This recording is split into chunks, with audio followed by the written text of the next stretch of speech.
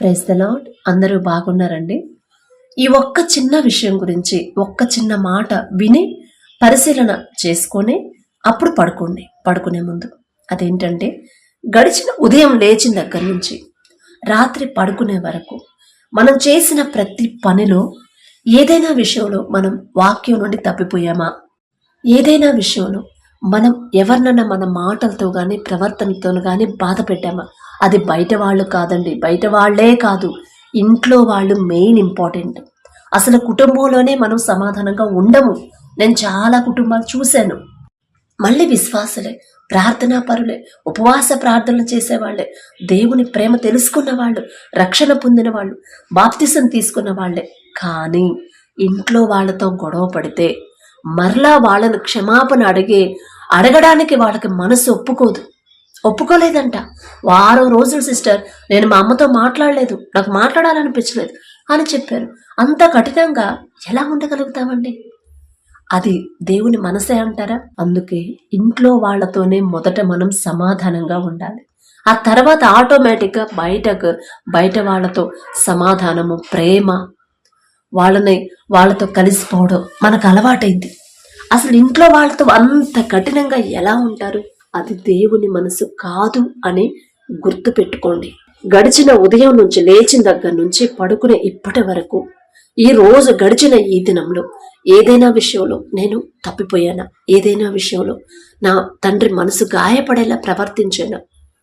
ఏదైనా విషయంలో ఎవరినన్నా క్షమించలేనంత కోపంతో ఉన్నానా? వాళ్ళు నన్ను ఇబ్బంది పెట్టారు, ఈరోజు ఆ మాట అన్నారు, వాళ్ళ వల్ల నేను బాధపడ్డాను, మరి వాళ్ళని క్షమించానా? అరే, వాళ్ళని నేను ఇట్లా మాట అన్నాను, గబక్కన మాట జారాను, వాళ్ళు బాధపడి ఉంటారు కదా, మరి వెంటనే నేను వెళ్ళి వాళ్ళని క్షమాపణ అడగాలి కదా. తగ్గించుకున్నానా? వాళ్ళతో సమాధాన పడ్డానా అని ఈ 4 విషయాలు ఒక్కసారి ఆలోచించుకోండి. మనల్ని మనం పరిశీలన చేసుకొని ప్రతి దినము కూడా మనల్ని మనం సరిచేసుకుంటా ఉంటే తండ్రికి ఎంత ఇష్టమో తెలుసా? ఇక మనకున్న సమస్యల గురించి మనం ఆలోచించట్లా, మనకున్న అక్కర్ల గురించి మనం ఆలోచించట్లా, మనకు ఎన్నో ఇబ్బందులు ఉన్నాయి, వాటి గురించి ఆలోచించట్లా. అరే, ఈ గడిచిన దినంలో ఏదైనా విషయంలో నా తండ్రి నా వల్ల బాధపడ్డా, నా తండ్రి మనసు నొచ్చుకుందా నా క్రియల వల్ల, లేకపోతే ఎవరన్నా నా వల్ల బాధపడ్డారా? ఎవరినన్నా నేను క్షమించలేనంత కోపంతో ఉన్నానా? అది వాళ్ళు నా ఇంట్లో వాళ్ళైనా, నా భర్త అయినా, నా బిడ్డలైనా, అత్తమామలైనా, లేకపోతే నా బంధువుల్లో కానీ, నా కొలీగ్స్లో కానీ, ఆఫీసులో ఏదో ఒక మాట పెరిగింది, మరి వాళ్ళతో నేను సమాధానం పడ్డానా లేదా అని మనల్ని మనం చేసిన తప్పులు, లేకపోతే వాక్యం ప్రకారం మనం తప్పిపోయామా వాక్యం నుండి అనేది మనం పరిశీలన చేసుకుంటున్నాం. కాబట్టి తండ్రికి ఎంతో ఇష్టంగా ఉండిద్దంట. ప్రతి దినము కూడా తన ప్రవర్తన కనిపెట్టుకుని వాడు ధన్యుడు అని వాక్యంలో ఉండిద్ది. ప్రతి దినం ఈ మాటలు మీరు జాగ్రత్తగా సీరియస్గా తీసుకుంటే చాలండి. మనం ఎంత ప్రార్థన చేసినా, ఎంత ఉపవాసం ఉన్నా, ఎన్ని మీటింగ్స్కి అటెండ్ అయినా, ఎన్ని ఆరాధనలో పాల్గొన్నా కూడా వీటి నుండి కనుక మనం తప్పిపోతుంటే ఇక ఆ ప్రార్థన వ్యర్థమైపోయింది, ఆ ఉపవాసం వ్యర్థమైపోయింది. అందుకని మనం ఉపవాసం చేసే ముందైనా, ప్రార్థన చేసే ముందైనా ఈ విషయాలు అనేది చాలా చాలా ఇంపార్టెంట్. యేసు ప్రభు వారు బైబిల్లో రాపించి పెట్టిన ప్రతిదీ కూడా ఎక్కువ ఇవే విషయాలు. తండ్రి వీటినే ఇంపార్టెంట్గా తీసుకున్నాడు. ఒకళ్ళకి అన్యాయం చేయొద్దంటాడు, ఒకళ్ళని విరోధంగా ఉండొద్దంటారు, మీ శత్రువుల కోసం మీరు వారిని క్షమించాలి, వాళ్ళ కోసం మనం ప్రార్థన చేయాలని తండ్రి చెప్పాడు. మన జీవితంలో మనం ఏ పనులు చేయాలి, ఏ పని చేయొద్దు, ఎలా ఆలోచించాలి, ఎవరితో ఎలా నడుచుకోవాలి, ప్రతిదీ కూడా పరిశుద్ధ గ్రంథంలో కొన్ని వేల సంవత్సరాల ముందే తండ్రి మన కోసం రాపించి పెట్టాడు. కానీ బైబిల్ చదువుతాము, వాక్యం చదువుతాము, ధ్యానిస్తాము, కానీ అంత ఇంపార్టెంట్గా వాక్యం ప్రకారం మన జీవితాలు కానీ, మన మాట కానీ, మన చూపులు కానీ, మన ప్రవర్తన కానీ మార్చుకోలేం. మనం అక్కడే ఫెయిల్ అవుతున్నాం. అది తండ్రికి మనసు బాధ గాయపరిచింది. తండ్రిని ఎంత పెద్ద దైవజనులైనా, ఎంత విశ్వాసులైనా, ఎంత జాగ్రత్తగా ఉండాలనుకున్నా కూడా ఏదో ఒక విషయంలో జారిపోతూ ఉంటారు. ఆ జారిపోయినప్పుడు దేవుని పాదాల దగ్గరికి వెళ్ళి పశ్చాత్తాపపడాలి. అది తండ్రికి కావాల్సింది, అది తండ్రి కోరుకునేది. అదే తప్పు చేస్తాము, మన బలహీనతలు ఏంటి తండ్రికి తెలుసు. ఆ బలహీనతను తీసివేయమని, ఆ బలహీనపడే సమయంలో తండ్రి తోడు మనకు కావాలి. అది మనం అడగలేము. ఇప్పుడు ఈ కోరికలు, ఈ లోకంలో చాలా ఆకర్షణలు ఉంటాయి. చాలా అసలు ఇప్పుడు మారిపోయింది. మేము చిన్నపిల్లలప్పుడు ఉన్న పరిస్థితులు, అప్పుడు క్రిస్టియానిటీకి ఇప్పుడు క్రిస్టియానిటీకి చాలా డిఫరెన్స్ వచ్చిందండి. ప్రతి ఒక్కళ్ళు కూడా ప్రతి చర్చిలో, మరి ఒకటో రెండు నాకు తెలియదు కానీ దూర ప్రాంతాలు ఎలా ఉన్నారు, మ్యాక్సిమం చర్చిలో ఇంతకు ముందు చర్చ్ అంటే ఒక సిలువ గుర్తుండేది. యేసు ప్రభు వారి ఫోటో, ఏ మీటింగ్ అయినా సరే యేసు ప్రభు వారి ఫోటో కనపడితే అమ్మో ఇది చర్చ్ అనుకుంటా, వెళ్ళి అక్కడ లోపలికి వెళ్ళి ప్రార్థన చేసుకుంటే నేను ఇంత మానసికంగా కృంగిపోతున్నాను. కానీ చాలా మంది చెప్పారు వాక్యం, ఒక్కసారి చర్చికి వెళ్ళి ప్రార్థన చేసుకుని వద్దాం, చేపించుకుని వద్దాం అని అనిపించింది. ఎవరన్నా అన్యులకు కానీ బాధలో ఉన్న వాళ్ళకి కానీ. అసలు ఇప్పుడు ఆ పరిస్థితి లేదు. అందరూ పాంప్లెట్స్ వేసిన పాస్టర్ గారు వాళ్ళ ఫ్యామిలీ, లేకపోతే ఎక్కడన్నా చర్చ్ స్టార్ట్ చేసిన పాస్టర్ గారు. మనుషులు లోక మర్యాద వైపు వెళ్తున్నారు. చాలా బాధగా అనిపిస్తుంది. తండ్రిని వెనకబెట్టి మనం ముందుకెళితే అది మనకి మంచి జరిగిద్దా? అది మనకి మేలేనా? ఒకసారి ఆలోచించండి. అలాగే మనం చేసే ప్రతి పనిలో కూడా దేవుణ్ణి వెనకబెట్టి మనసంత జ్ఞానంతో, మనసంత ఆలోచనతో ముందుకెళితే ఆ పని మనకి సక్సెస్ అవ్వదు. ఒకవేళ అయినా తర్వాత ఫ్యూచర్లో చాలా ఇబ్బందులు ఎదురవుతాయి. ఇప్పుడు ఇశ్రాయేలీలు ఒకనొక సమయంలో అదే చేశారు. దేవుని కార్యాలు చూశారు, దేవుని శక్తి తెలుసు. అంత పెద్ద సముద్రాన్ని 2 పాయలుగా చీల్చి వాళ్ళను క్షేమంగా తీసుకెళ్లాడు తండ్రి. ఆరిన నేల మీద నడిపించాడు, వెనక శత్రువుని సముద్రంలో ముంచివేశాడు. ఆహారం మన్నాను, ఆకాశం నుంచి మన్నాను కురిపించాడు. నీటి కోసం ఇబ్బంది పడుతుంటే అంత పెద్ద ఎడారిలో అసలు నీళ్ళ ఒక్క చుక్క లేదు, కానీ బండ నుంచి తండ్రి నీళ్లు తెప్పించాడు. అవన్నీ చూసి కూడా కొన్ని రోజులకి 40 రోజులు మోషే గారు దేవునితో మాట్లాడడానికి వెళ్ళినప్పుడు ఆ 40 రోజులు ఓపిక పట్టలేకపోయారు. చూడండి, వెంటనే దూడను చేసుకున్నారు, దూడను పూజిస్తున్నారు. చేతులతో వాళ్ళ సొంత ఆలోచనతో నడవడం, ఆలోచించడం, ప్రవర్తించడం ఎప్పుడైతే మొదలు పెట్టారో అప్పటి నుంచి వాళ్ళకి ప్రాబ్లమ్స్ స్టార్ట్ అయ్యాయి. మీరు పరిశుద్ధ గ్రంథాన్ని జాగ్రత్తగా చదవండి. ఒక్క మాట మనం చదివినా చాలా అర్థం ఉండిద్ది అందులో. ఆ మాటలోనే దేవుని మనసు ఏంటి, ఆ మాటలోనే మన ప్రవర్తన ఏంటి, ఆ మాటలోనే మనం ఎలా ఉంటున్నాము, మన వల్ల తండ్రి సంతోషిస్తున్నాడా లేదా అనేది అర్థమైంది. అందుకే ఏ వీడియోలు పెట్టినా నేను దేవునికి ఇష్టంగానే జీవించండి, వాక్యం ప్రకారమే జీవించండి, కష్టాలు ఎదురైనా సరే దేవుని మాట చొప్పునే నడుచుకోండి అని చెప్పేది అందుకే. ఇప్పుడు చూస్తే చాలా బాధ అనిపించింది. నాకైతే ఏడుపు వచ్చింది. అసలు తండ్రికి రావాల్సిన ఘనత మనుషులు తీసుకుంటున్నారు. అది కరెక్టేనంటారా?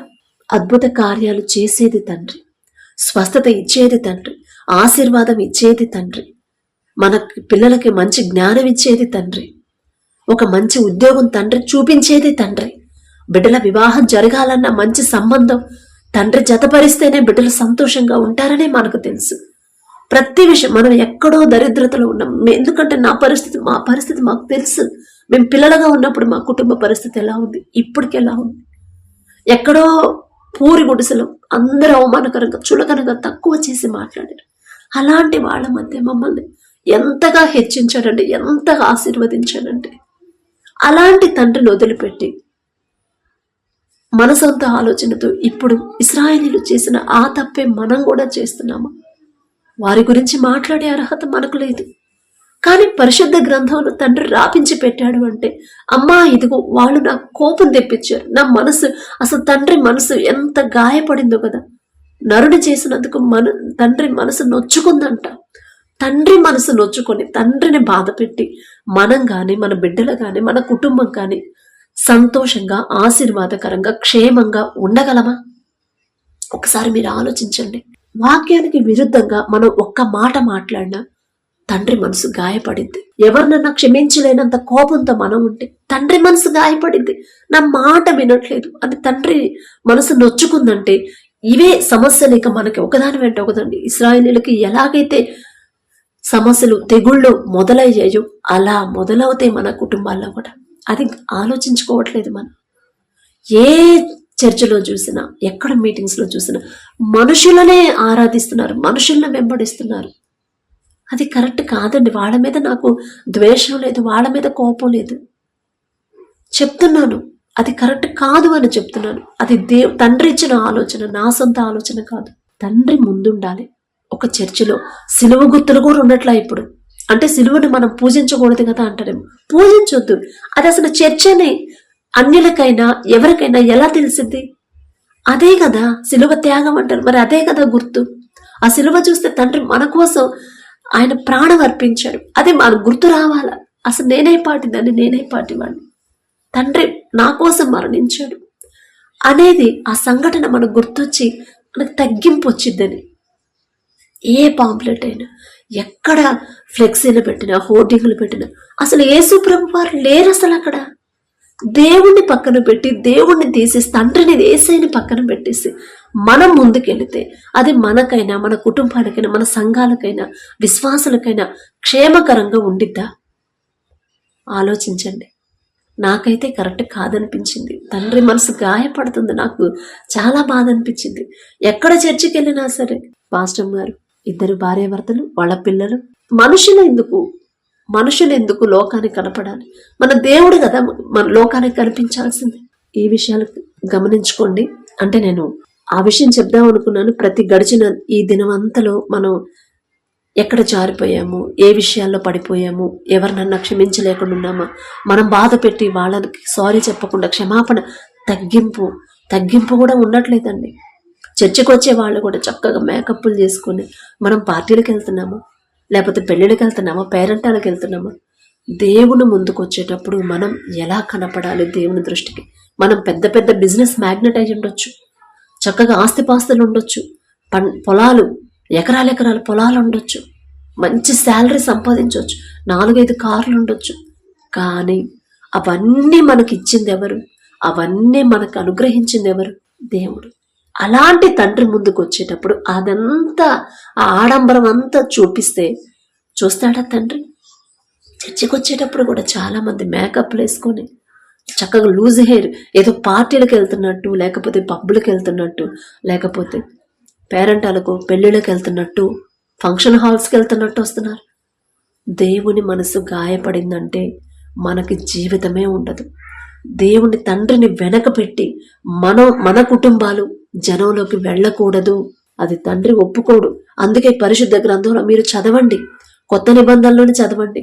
యేసు ప్రభు వారు మరణించి బ్రతికిన తర్వాత, ఆరోహణమైపోయిన తర్వాత యేసు ప్రభు వారి శిష్యులు పేతురు గారు, యోహాను గారు, ఇంకా 12 మంది శిష్యులు దేవుని సేవ చేస్తూ ఉంటారు. ఆ సేవ చేసేటప్పుడు వాళ్ళు స్వస్థతనిచ్చారు, మరణించిన వారిని బ్రతికించారు, రోగంతో ఉన్నవారు స్వస్థతపరిచారు.